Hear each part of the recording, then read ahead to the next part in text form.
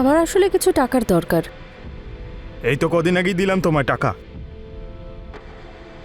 আমার আসলে অনেকগুলো টাকার দরকার, 50 লাখ। পাগল হয়ে গেছো নাকি? আমার হাত থেকে মুক্তি পাওয়ার জন্য এটা তো ফার্স্ট ইনস্টলমেন্ট। কি আজে বাজে কথা বলছো তুমি? আমি আর এসব কিছু করতে চাই না, নতুন একটা জীবন শুরু করতে চাই।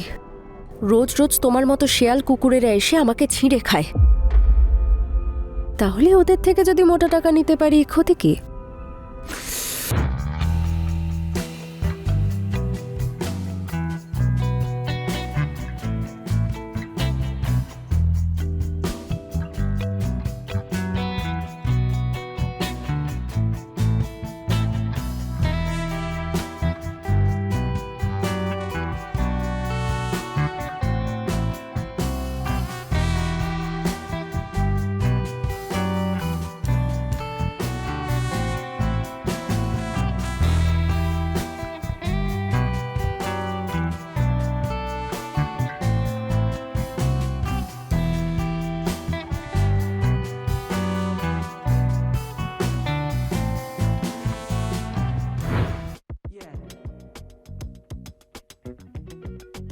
দেখ না, আমি তো এই কন্টেস্টে এইবারেও সিলেক্টেড হতে পারলাম না রে। আর তুই তো টপ 3-তে আছিস।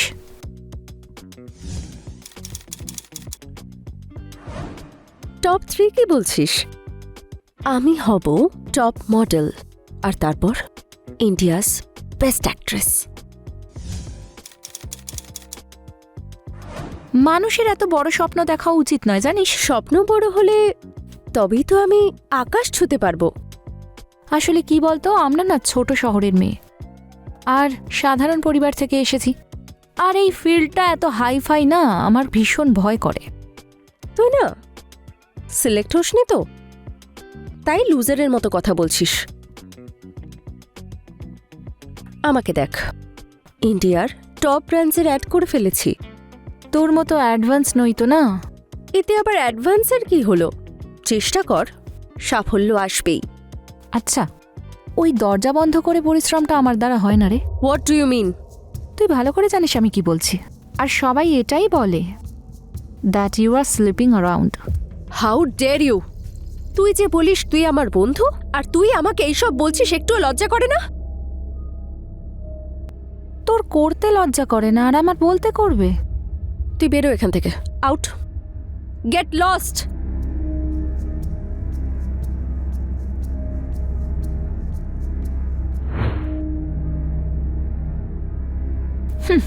জানি না ও নিজেকে কি মনে করে। ওভাবে আমি ওকে হিংসে করি। How she dare to insulting me. ওকে আমি দেখেই নেব।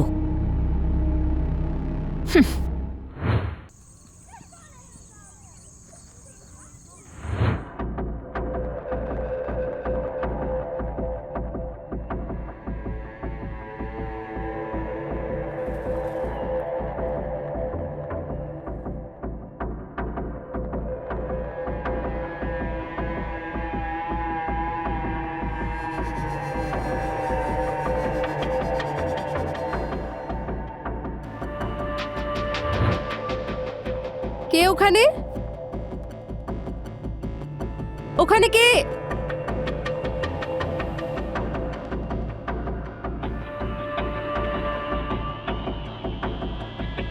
কে ওখানে?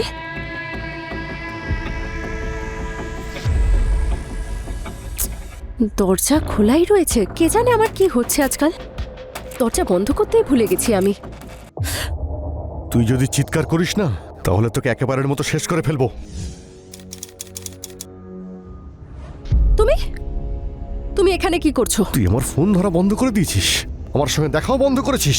আমার তোমার সাথে যা সম্পর্ক ছিল সব শেষ হয়ে গেছে। আমি তোমাকে ভালোবাসি না। তুমি এই গুন্ডাবাজি ক্রিমিনাল কাজকর্ম ছাড়তে রাজি ছিলে না। প্রত্যেক দিন তুমি কিছু না কিছু কাণ্ড করতে। আমি কি করতাম? বিল্লু বদমাস নাম আমার। আমার নাম শুনতেই লোকেরা প্যান্টে হিসু করে ফেলে। অনেক কষ্ট করে এই নাম আমি অর্জন করেছি, আর তুই চাস যে আমি এটা ছেড়ে চলে আসি? হ্যাঁ, আর কি করব আমি? কি করব আমি? তোমার জন্য আমি আমার জীবন শেষ করে ফেলবো? ছাড়ো! তোর শরীরের গন্ধ শুকলেই আমার নেশা হয়ে যায়। তোকে যদি আমি ভালো না বাসতাম তাহলে আজ তোকে গুলি করে মেরে ফেলতাম। আজকাল কানে আসছে তুই নাকি অনেকের সঙ্গে খুব উঠছিস। এসব ফালতু কথা বলবে না, সবটাই গুজব। আমি যেই একটু সাকসেসফুল হচ্ছি মানুষ ইচ্ছে করে আমার বদনাম করছে, আর কিচ্ছু না। ছাড়ো। এগুলো মিথ্যে হলে তুই বেঁচে যাবি, নাহলে এই শরীরে আমি ছাড়া যদি অন্য কেউ তাকায়ও তাকে আমি টুকরো টুকরো তো করবই, কিন্তু ওই দিনটা তোরও শেষ দিন হবে, বুঝেছিস? আরে তুমি ছাড়ো আমাকে, প্লিজ ছাড়ো। আমি তোমাকে ভালোবাসি না। এই, এই।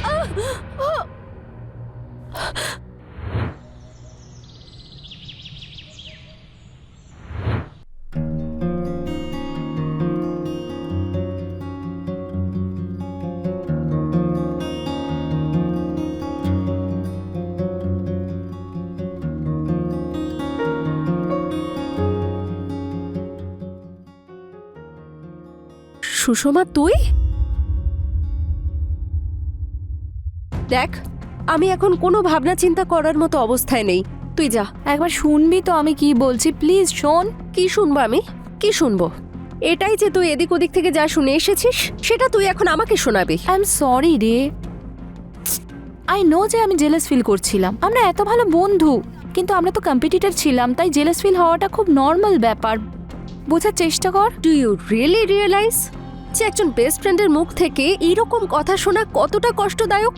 এতটা কষ্ট তো ফ্যামিলির লোকেদের টন শুনেও হয় না। শোন না, আমাকে ক্ষমা করে দে শোনা।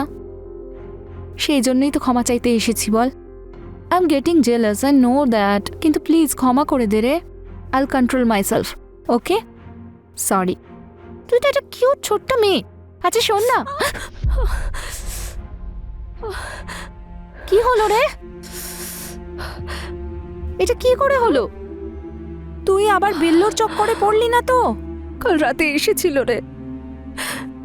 কে জানে কে যে আমার সম্পর্কে কি বলেছে। ওর মনে হচ্ছে আমার কারোর সাথে অ্যাফেয়ার চলছে।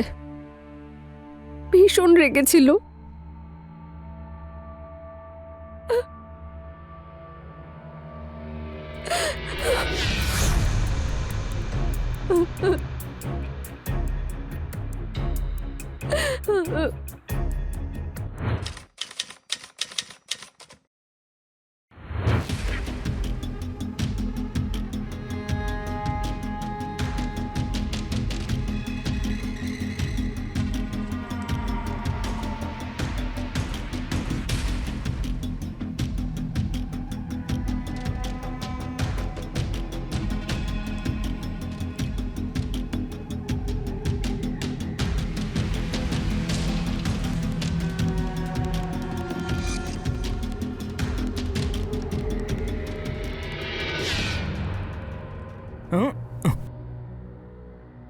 তোমার জায়গা ওইখানে না, এইখানে। কোথায় ছিলে? আজকে অনেক দেরি করে ফেললে আসতে।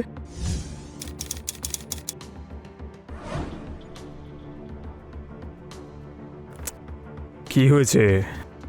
আজ আমার জানের মুখটা এরকম দেখাচ্ছে কেন? কি আজ পার্টি করার কোনো ইচ্ছে নেই নাকি? না, সেরকম কোনো ব্যাপার না। তাহলে কি ব্যাপার?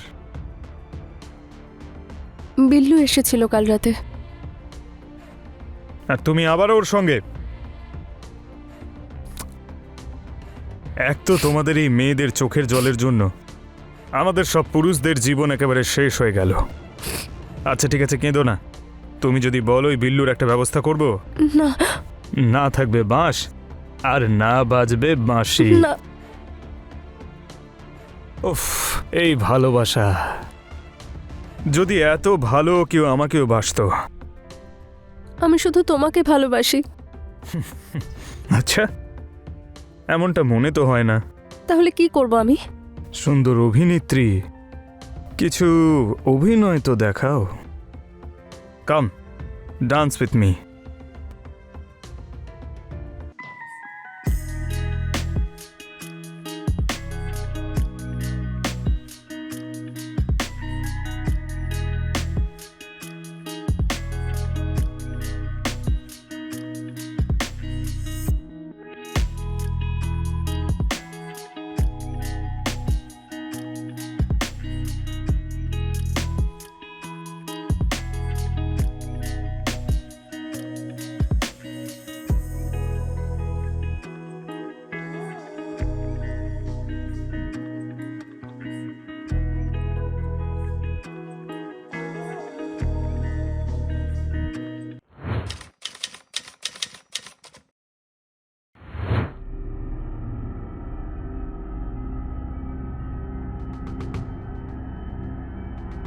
স্যার, রঙ্গনাথ খাড়ির কাছে একটা ডেড বডি পাওয়া গেছে।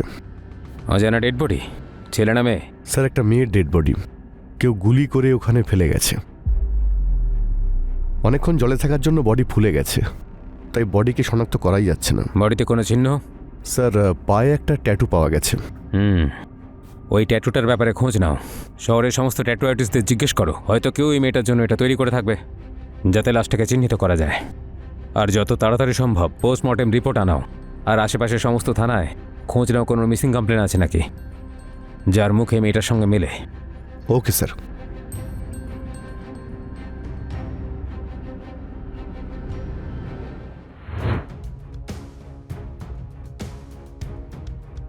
স্যার, সুষমা নামের একজন অ্যাক্টর আছে। উনি কয়েকদিন আগে পাতলিপাড়া পুলিশ স্টেশনে নিজের বন্ধুর মিসিং কমপ্লেন লিখিয়েছেন। ওনার বান্ধবী লেখা 15-20 দিন ধরে নিখোঁজ। ওকে নিয়ে যাও আর ট্যাটু দিয়ে বডিটা শনাক্ত করাও ফার্স্ট। আচ্ছা স্যার।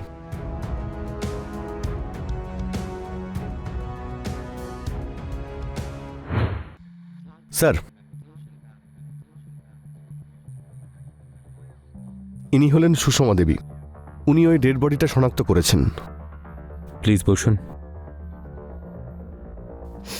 নিজেকে সামলান। নিন জল খান প্লিজ।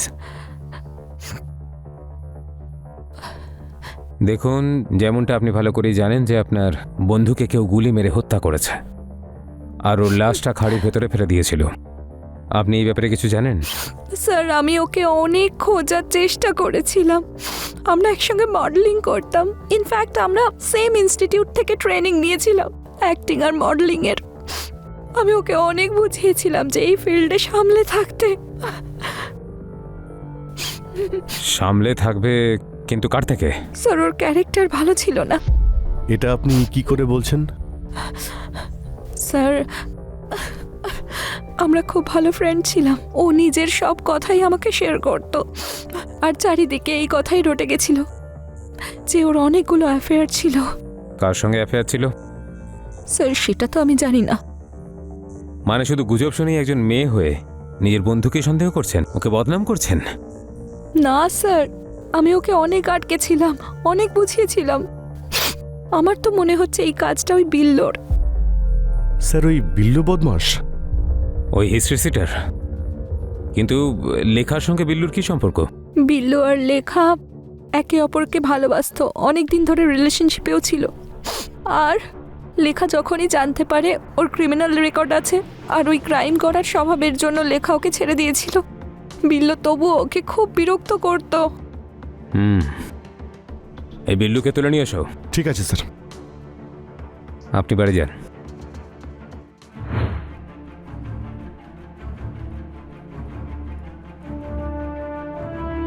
কি হয়েছে? স্যার, বিল্লু পালিয়ে গেছে। আমার মনে হচ্ছে এই খুনের পিছনে ওরই হাত থাকতে পারে। না, আমার এই কেসটা এতটা সহজ মনে হচ্ছে না। স্যার, সুষমা দেবী তো বললেন যে লেখাকে ও বিরক্ত করত, আর এখনো পালিয়েছে। কে জানে কেন, কিন্তু সুষমার কথা আমার বিশ্বাস হচ্ছে না। কেন স্যার? একটা পয়েন্ট তো এটাই যে একটা মেয়ে যে 1 মাস ধরে নিখোঁজ আর ওর ক্লোজ ফ্রেন্ডও, কিন্তু সুষমা শুধুমাত্র একটাই কমপ্লেন করেছে। ওকে আর কোনো খোঁজার চেষ্টাও করেনি, ওর বাড়ির লোককেও বলেনি, আর অন্য কোনো অ্যাকশনও নেয়নি। আর দ্বিতীয় পয়েন্ট স্যার? অন্য পয়েন্টটা এই ফাইল থেকেই জানা যাবে। তুমি লেখার কল ডিটেলস পেয়েছো? এর মধ্যেই আছে স্যার। এতে তো এরকম কিছুই নেই। ঠিক আছে, মার্ডার স্পটে তুমি কোনো ফোন পেয়েছিলে? না স্যার। একটা কাজ করো, লেখার ব্যাংক ট্রানজ্যাকশন ডিটেলস বের করো ফার্স্ট। ঠিক আছে স্যার।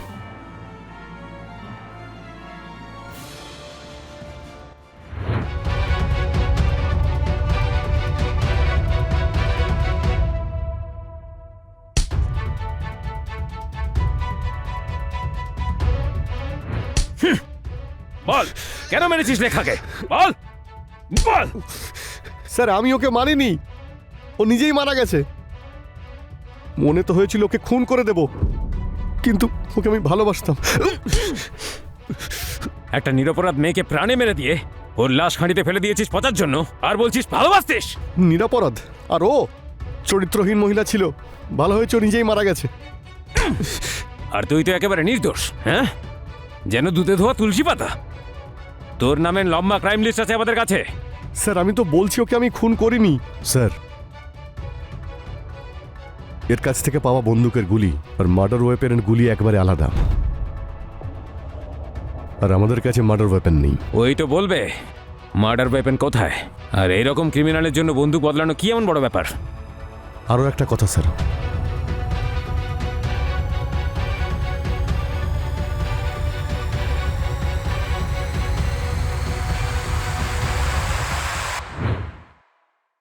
শ্যাম, হ্যাঁ স্যার।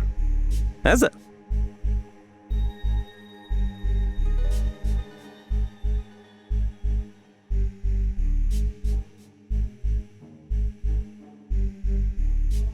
আরে বিজয়বাবু, আপনার সঙ্গে দেখা করতে এসেছি আর আপনি বেরিয়ে যাচ্ছেন? আরে ইন্সপেক্টর স্যার, আসুন আসুন, চলুন ভেতরে গিয়ে কথা বলি। না না, আমরা কিছু প্রশ্ন করতে এসেছি।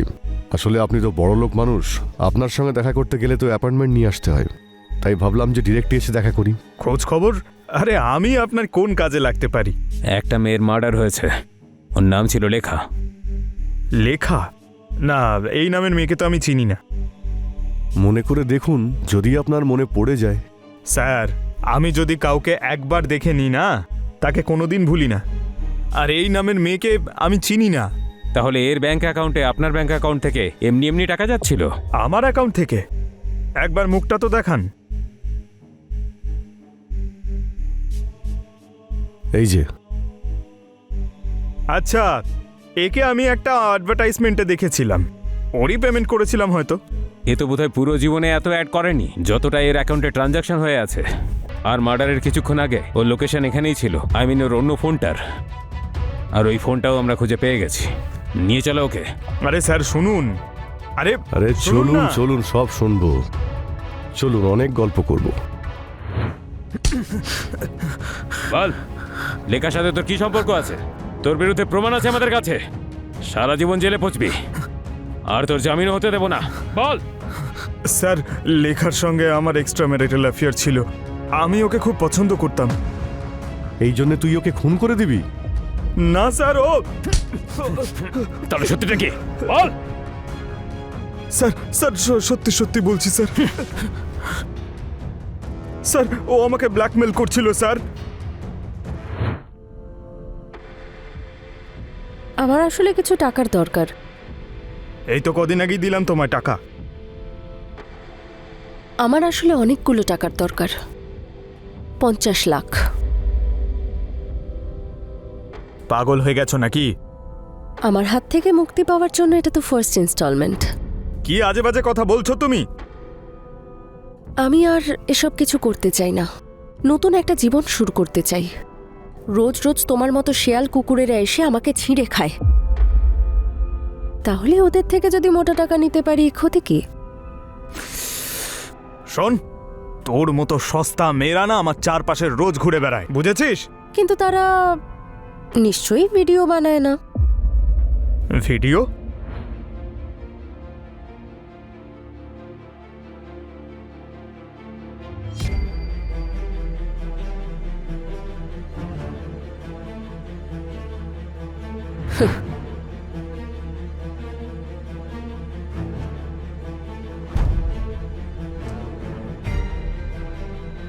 ব্যাকআপ আছে আমার কাছে, আর এটা আমি সেন্ড করব তোমার বউয়ের কাছে।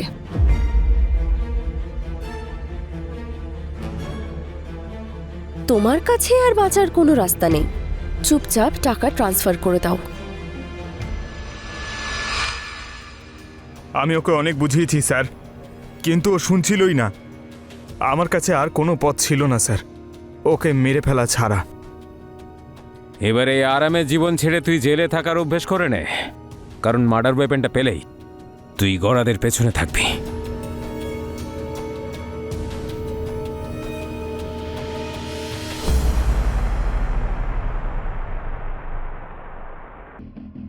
আমি তোমাকে খুব ভালোবাসি, আমি আমার বউকে ছেড়ে দেব। তুমি প্লিজ আমাকে বিয়ে করো। দেখুন স্যার, আপনি লিমিট ক্রস করছেন। আমি আপনাকে ভালোবাসি না, আর না আমি কোনোদিন এমন কিছু হিন্ট দিয়েছি যাতে আপনার মনে হয় যে আমি আপনাকে ভালোবাসি। আর দেখুন, আমার বিয়ে হতে চলেছে, প্লিজ আপনি আমার থেকে দূরে থাকুন। শীতল,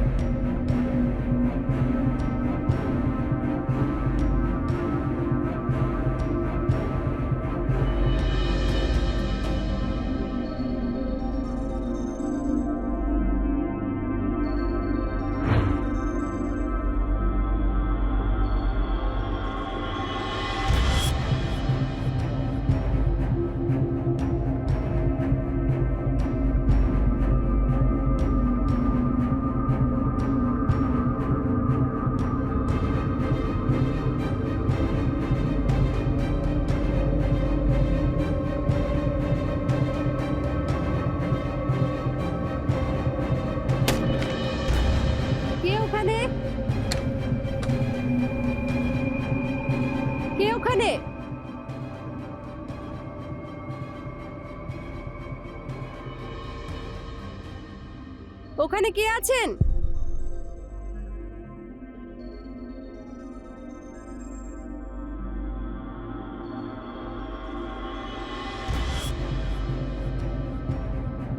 কে ওখানে?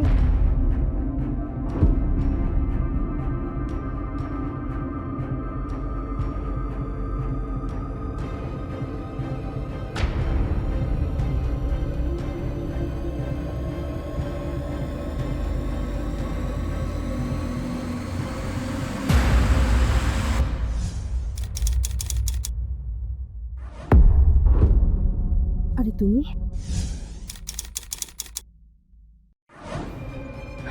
তুমি তো আমাকে ভয় পাইয়ে দিয়েছিলে। কেন? তোমার কি মনে হয়েছিল অন্য কেউ? কিছু না। কিছু না যখন কিছু করা যাক।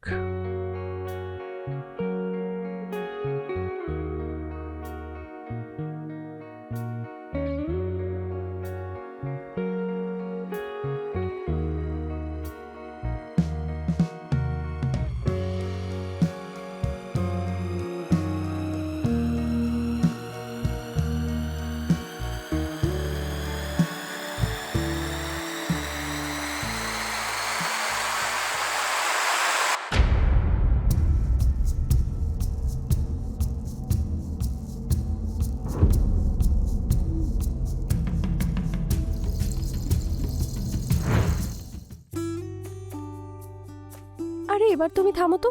আর কত ভালোবাসবে তুমি? ঠিকই বলেছ, খুব ভালো কথা। তুমি তো এখানে বাপের বাড়িতে খুব ভালোই আছো, আর আমি ওখানে একা। তুমি জানো আমার কি অবস্থা হচ্ছে তোমাকে না দেখে? আচ্ছা, আর যখন আমি ওখানে থাকি তখন তো বারবার জিজ্ঞেস করো বাপের বাড়ি কবে যাবে, আমি তবে একটু শান্তি পাবো, ইত্যাদি ইত্যাদি। আরে এটা তো সব স্বামীরাই তাদের স্ত্রীকে বলে থাকে। এই কথাটা এত সিরিয়াস নেওয়ার কি আছে? অ্যাকচুয়ালি ব্যাপারটা হলো যে যখন ভালোবাসার কেউ যখন কাছে না থাকে তখনই তার ভ্যালু বুঝতে পারা যায়। আচ্ছা, তাহলে আমার ভ্যালু বুঝতে পেরেছো। অ্যাবসলিউটলি 100%, একদমই ঠিক। সেই জন্যই তো আমি তোমায় নিতে এসেছি। কিন্তু আমি তো তোমার সাথে যেতে পারবো না। কেন? আরে মা, বাবা আর ভাই গ্রামে গেছে। আমার ঠাকুরদার দাদা আসলে মারা গেছেন, সেই জন্য ওদের যেতে হয়েছে। তো তুমি গেলে না? না, বাড়িতেও তো কাউকে থাকতে হবে। আজকাল কত চুরি হচ্ছে বলো। ঠিক। তাহলে একটা কাজ করি, আমিও এখানে থেকে যাই। যখন তোমার ফ্যামিলিরা আসবে আমরা দুজনেই এখান থেকে চলে যাব। হ্যাঁ, এটা করতে পারো। এবার তোমার খাওয়ার জন্য কিছু একটা বানাই। হ্যাঁ। ঠিক আছে।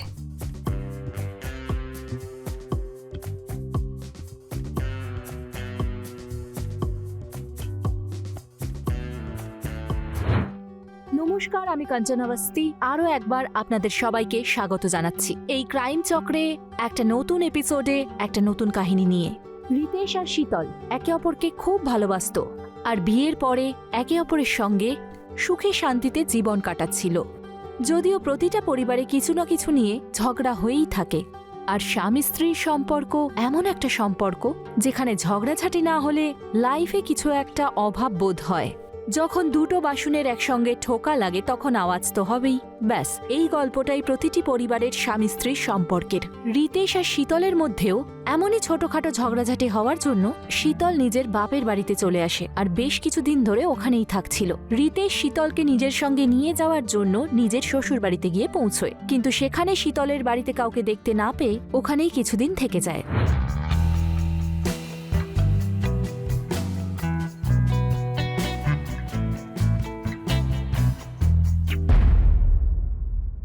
কি হলো?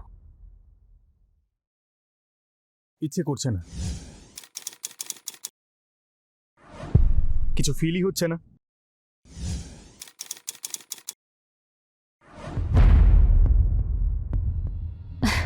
তোমার কিছু ফিল হয় নাকি? কতদিন হয়ে গেল আমি এক নারীর সুখ পেলাম না। শুধুমাত্র না মরে কোনো মতে বেঁচে আছি। সারাদিন বাড়ির কাজ করব, তোমার সেবা করব, সেই সব কাজ করি যা তোমার ভালো লাগে। তাতে তুমি কোনো দয়া করো না। আমার ওয়াইফ তুমি, আর একজন ওয়াইফকে তার হাজবেন্ডের জন্য এসব করতেই হয়। হ্যাঁ, হ্যাঁ, বউ তোমার, কিন্তু চাকর নই। আর যদি এক নারীকে সবকিছু করতে হয় না, তাহলে একজন পুরুষকেও সবকিছু করতে হয়। আছে তোমার সেই পৌরসত্ব? পুরুষ কোথাকার। রেখা, একটু বেশি বলছো তুমি। এর পরিণতি কিন্তু ভালো হবে না। পরিণতি? কিসের পরিণতি? কি করবে কি তুমি? যেটা করা উচিত সেটা তো তোমার দ্বারা হয় না। বড় এলো আমাকে পরিণতির ভয় দেখাতে। বাইরে গিয়ে না অন্য কারুর সঙ্গে চক্কর চালাবো, তখন পড়ে থেকো তুমি এরকম চুপচাপ বিছানার ওপর, আর খেতে থেকো আমার হাতের তৈরি রুটি আর তরকারি। দেখো, তুমি যেটা ভাবছো সেটা কিন্তু নয়। নপুংসক নই আমি, আমার ইচ্ছে করছে না। আরে কোন ডাক্তারকে গিয়ে দেখাও, তোমার মধ্যে দুর্বলতা আছে। কতদিন হয়ে গেল আমাদের বিয়ে হয়েছে, আমাকে বিয়ে করে তুমি আমায় কি সুখ দিয়েছো একবার ভাবো। বড় এলেন, হাট!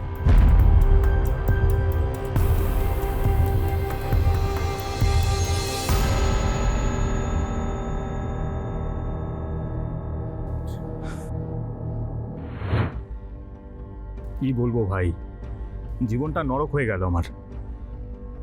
আরে না না, এতে এতে আমার ওয়াইফের কোনো দোষ নেই। ও তো এমনিতেই আমার সঙ্গে বিয়ে করে বিরক্ত হয়ে গেছে, ফেঁসে গেছে বেচারি। জানি না ভাই, আমি ওকে ভালোই বাসতে পারি না, আমার ইচ্ছেই করে না। তোর কি মনে হয় সত্যি কোনো প্রবলেম আছে আমার মধ্যে? ডক্টরকে দেখানো উচিত নাকি? রোজকার ঝামেলা আর ভালো লাগছে না আমার।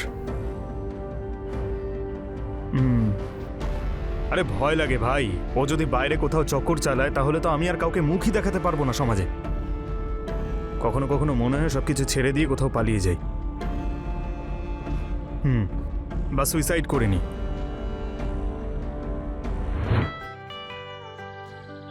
চারিপাশটাকে শান্ত, তাই না?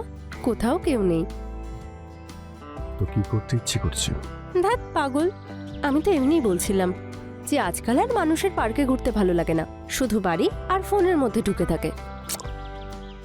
আরে কারোর কাছে তোমার মতো এত একজন সুন্দরী বউ তো নেই, তাই না? সেই জন্য তারা ফোনে অন্যের বউকে খুঁজতে থাকে।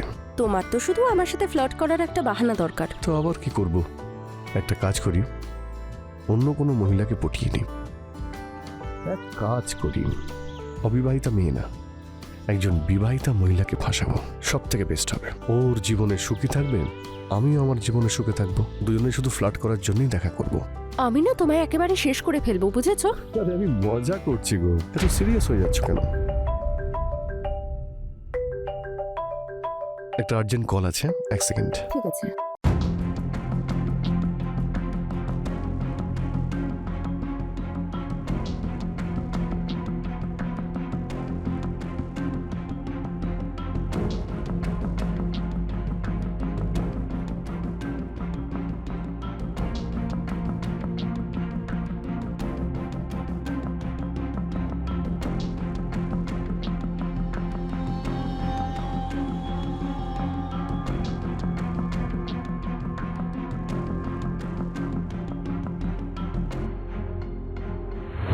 রেখা আর প্রেমল এমন এক স্বামী স্ত্রী ছিল যাদের সম্পর্ক প্রত্যেকদিন পরীক্ষার সম্মুখীন হতো। সেই পরীক্ষা রেখাকে নয় বরং প্রেমলকে দিতে হতো, পৌরসত্বের পরীক্ষা।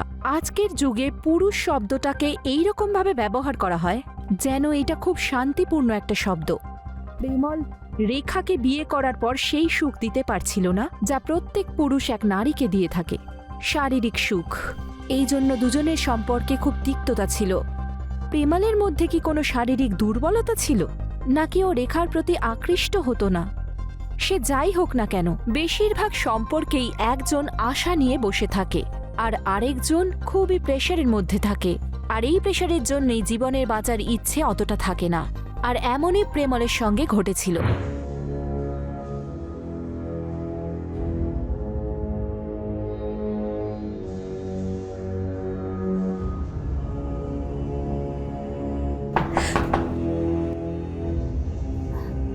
আপনি রেখা ম্যাডাম? হ্যাঁ স্যার। আপনি পুলিশ স্টেশনে ফোন করেছিলেন? হ্যাঁ স্যার, আমিই করেছিলাম ফোন। কেন, কি হয়েছে? স্যার, আমার হাজবেন্ড প্রেমল বিগত 3 দিন ধরে নিখোঁজ, আর ওর ফোনটাও বন্ধ বলছে। ও ও কখনো এরকম না বলে কোথাও যায় না। আপনি ওনার বন্ধুদের কাছে খোঁজ নিয়ে দেখেছেন? স্যার, এমনিতে ওর কোনো বিশেষ বন্ধু তো নেই, একজন আছে তাও সে শহরের বাইরে থাকেন, আর আমি ওনাকেও জিজ্ঞেস করেছি কিন্তু উনিও কিছু জানেন না। আর আমি ওর অফিসেও ফোন করেছিলাম, তখন জানতে পারলাম যে ও 3 দিন ধরে অফিসে যায়নি। এই পরিমল বাবুর মিসিং কমপ্লেন লেখো আর ওনার ছবিগুলো সব আশেপাশে থানায় সার্কুলেট করিয়ে দাও। Okay sir. রেখা ম্যাডাম, আমাদেরকে একবার বাড়ি সার্চ করতে হবে, স্পেশালি পরিমল বাবুর রুমে সার্চ করো। আচ্ছা স্যার। রেখা ম্যাডাম, উনি কি কোনো বিষয় নিয়ে সমস্যায় ছিলেন বা কারোর সঙ্গে কোনো রকম শত্রুতা? না স্যার, সেরকম তো কিছুই ছিল না। আপনি আমাদেরকে পরিমল বাবুর ছবি দিতে পারবেন প্লিজ?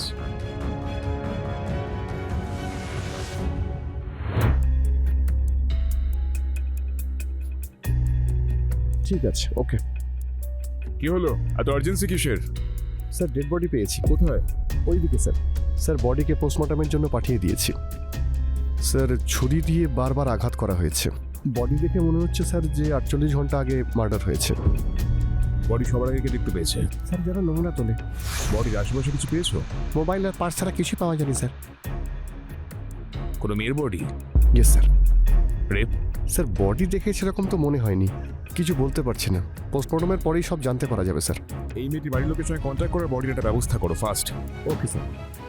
মনে হচ্ছে স্যার এইখানে মার্ডারটা হয়নি, মার্ডারটা অন্য কোনো জায়গাতে করে এখানে আনা হয়েছে, কারণ বডির আশেপাশে কোনো রক্ত ছিল না, শুধু টেনে আনার চিহ্ন রয়েছে। এই কিলারটার শু প্রিন্টের স্যাম্পলটা বের করো অ্যান্ড ডু ইট ফাস্ট। আচ্ছা স্যার।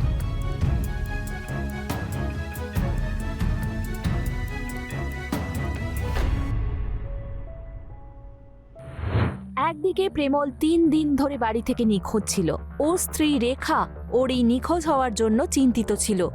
অন্যদিকে পুলিশ একটা ডেড বডি খুঁজে পায়, কিন্তু এই লাশটা কোনো মেয়ের ছিল। শনাক্ত করার পরে পুলিশ জানতে পারে যে এই লাশটা শীতলের। হঠাৎ করে শীতলের এইভাবে নৃশংসভাবে হত্যা হওয়া খুবই আশ্চর্যজনক ছিল। পুলিশ বডির পোস্টমর্টম রিপোর্ট বের করে, কিন্তু তাতে রেপের কোনো উল্লেখ পাওয়া যায়নি। তার মানে শীতলের সঙ্গে কোনো দুষ্কর্ম হয়নি। কিন্তু হঠাৎ করে ওর হত্যা কি করে হলো? আর কে থাকতে পারে এই হত্যাকাণ্ডের পিছনে? কোনো সিরিয়াল কিলার ছিল কি, যে লোকেদের ধরে ধরে প্রাণে মেরে ফেলছিল? প্রেমল আসলে কোথায় নিখোঁজ হয়ে গেল? ওর সঙ্গেও কোনো দুর্ঘটনা ঘটেছে কি? আসুন দেখে নিই।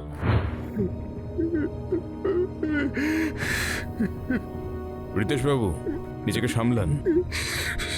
স্যার, স্যার এরকম ভাবে কেউ কি করে খুন করতে পারে? কি কারণ হতে পারে? শীতল দেবী এখানে কতদিন ধরে আছেন? উনি কিছুদিন আগে এখানে এসেছিলেন। আসলে এই বাড়িটা ওনার প্যারেন্টসের। ওনারা কোনো কারণে গ্রামে গিয়েছিলেন, আমি ওকে এখান থেকে নিতে এসেছিলাম। কিন্তু এখন মনে হচ্ছে স্যার আমি কোনোদিন নিয়ে যেতে পারবো না ওকে। এই শীতল ম্যাডামের কারোর সঙ্গে কোনো শত্রুতা বা কোনো সমস্যা যার রেজাল্টটা হচ্ছে এই মার্ডার? না স্যার, আমার তো তা মনে হয় না। কারণ যদি কিছু থাকতো তাহলে শীতল অবশ্যই আমাকে বলতো। তো ওনার পরিবারের সঙ্গে কারোর কোনো শত্রুতা বা ঝগড়া তার কোনো আইডিয়া নেই স্যার। ওর বাড়ির লোকেদের আমি ইনফর্ম করে দিয়েছি, ওনারা যে কোনো সময় এখানে চলে আসবেন। আপনি ওনাদের জিজ্ঞেস করে নেবেন। রিতেশ বাবু, আমাদের কি বাড়িটা সার্চ করতে হবে? স্যার। রোহন। স্যার। রিতেশ বাবু, যদি আপনার কোনো কিছু মনে পড়ে আমাদেরকে জানাবেন, যাতে আমরা শীতলের কিলার অবধি পৌঁছতে পারি। হ্যাঁ স্যার।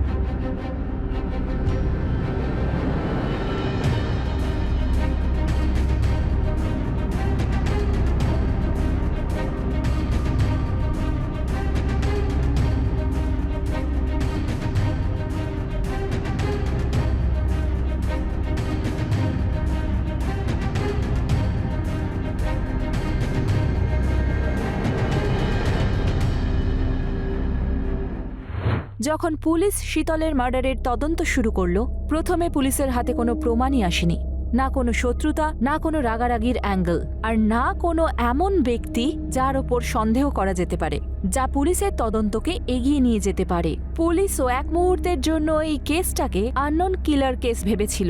তারপর এমন কিছু হয় যা পুলিশ ডিপার্টমেন্টকে এই কেসটাকে সলভ করতে সাহায্য করে। যখন শীতলের বাড়ির তল্লাশি নেওয়া হয়, তখন পুলিশ সেখান থেকে শীতলের ল্যাপটপ খুঁজে পায়, যেখানে মেল বক্স চেক করার পরে প্রেমলের মেল দেখতে পায়। খোঁজ খবর নেয়ার পর এটা জানা যায় যে প্রেমল যে কোম্পানিতে ছিল সেখানে শীতলও বিয়ের আগে জব করত। তারপর হঠাৎ করে একদিন প্রেমলের সেলফোন অন হলো আর পুলিশ লোকেশন ট্র্যাক করে ওকে ধরে ফেলল। তুই নিরুদ্দেশ হওয়া নাটক করছিলিস? বল কেন মারলি শীতলকে? ফোন করে তুই নিরুদ্দেশ হয়ে গেছিলি? আরে নিজের স্ত্রীর কথা তো একবার ভাবতে পারতি। বেচারি কত টেনশনে ছিল। বল শীতলকে কেন খুন করলি? স্যার আমি শীতলকে মারিনি স্যার। তুই আর বাঁচবি না। আমরা তোর প্রত্যেকটা মেল পড়েছি যেগুলো তুই শীতলকে পাঠিয়েছিলি, যে তুই কিভাবে ওকে ভালোবাসা জালে ফাঁসিয়ে নোংরা কাজ করতে চেয়েছিলি। বল। স্যার আমি শীতলকে খুব ভালোবাসতাম। অনেক বছর ধরে অফিসেও আমার জুনিয়র ছিল।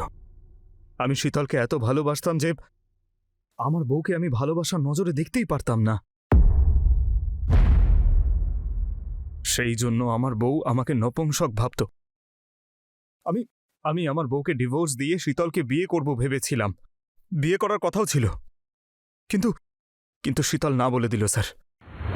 শীতল, আমি তোমাকে খুব ভালোবাসি। আমি আমার বউকে ছেড়ে দেব। তুমি প্লিজ আমাকে বিয়ে করো। দেখুন স্যার, আপনি লিমিট ক্রস করছেন। আমি আপনাকে ভালোবাসি না, আর না আমি কোনোদিন এমন কিছু হিন্ট দিয়েছি যাতে আপনার মনে হয় যে আমি আপনাকে ভালোবাসি। আর দেখুন, আমার বিয়ে হতে চলেছে। প্লিজ আপনি আমার থেকে দূরে থাকুন। শীতল,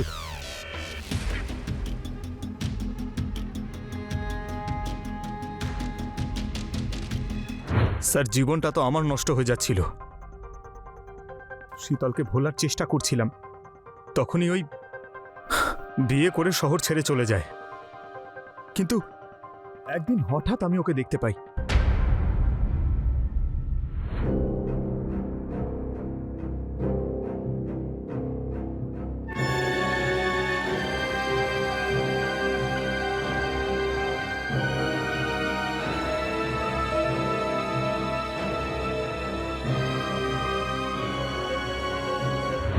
আমি না তোমাকে প্রাণে মেরে ফেলবো যদি এরকম কিছু করো। আরে আমি মজা করছিলাম, তুমি এত সিরিয়াসলি নিয়েছো?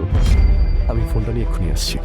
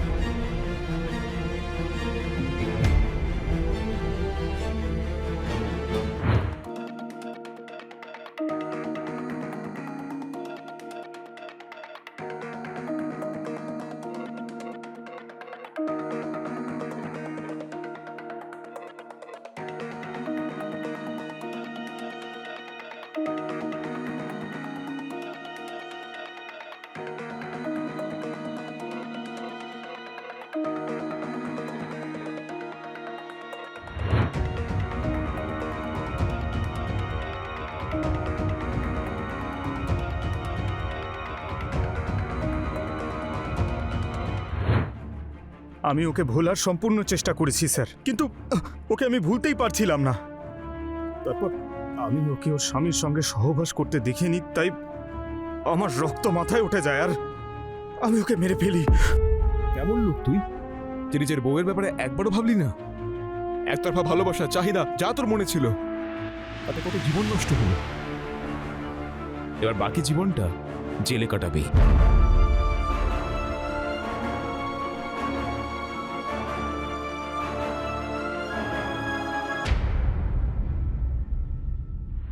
প্রেমলের একতরফা ভালোবাসার চক্করে 4টে জীবন নষ্ট হলো। রেখা, রিতেশ, শীতল আর প্রেমলের নিজের জীবন। মানুষ ভালোবাসায় এমন অন্ধ হয়ে যায় যে ঠিক ভুলের পার্থক্য করতে ভুলে যায়। নিজেদের ব্যক্তিগত জীবনে নিজের স্ত্রীকেই সুখে না রেখে প্রেমল মনে মনেই এক জগৎ বানিয়ে ফেলে, আর সেই জগতে ও শীতলকে একতরফা ভালোবাসতে শুরু করে। ও মনে করত যে শীতলও ওকে ভালোবাসে, যে কারণে ও শীতলকে তার স্বামীর সঙ্গে হাসি খুশি দেখতে পারেনি। তাই হিংসে আর রাগের বশে ও শীতলকে দেখা করতে ডাকে আর তাকে মৃত্যু মুখে পৌঁছে দেয়। যাই হোক, আইনের হাত থেকে কেউ বাঁচতে পারে না। আমি হলাম কাঞ্চন অবস্থি, আর এখন আমি বিদায় নিচ্ছি। আবার দেখা হবে ক্রাইম চক্রের একটা নতুন এপিসোডে একটা নতুন কাহিনী নিয়ে। ততক্ষণ সাবধানে থাকুন, সতর্ক থাকুন। জয় হিন্দ।